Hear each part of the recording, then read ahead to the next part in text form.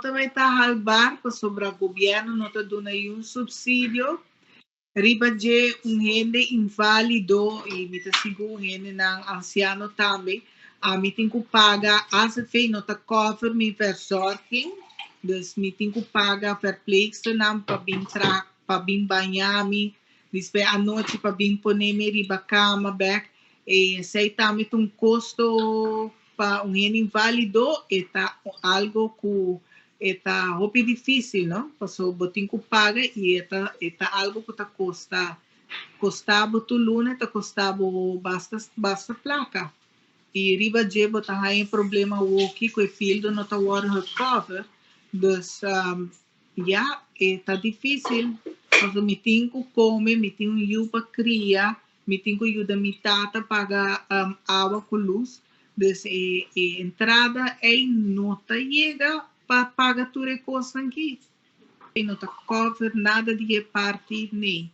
Nada de verzorging, há que problema com remédio, não está ni subsídio para ajudar pagar bo verzorging ou pagar remédio não.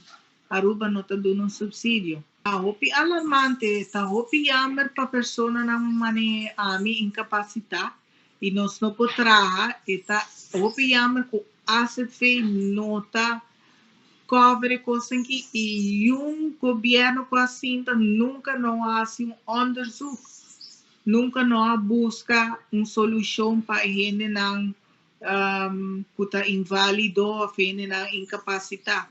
Aruba tem como 5.000 para 7.000 gente que está usa rollstool, ou está tem outro problema não físico e parte do grupo aqui, governo nunca aduna tinang parte para buscar onderzoek ou para vir do parlamento para conosco ajuda e grupo de pessoas aqui.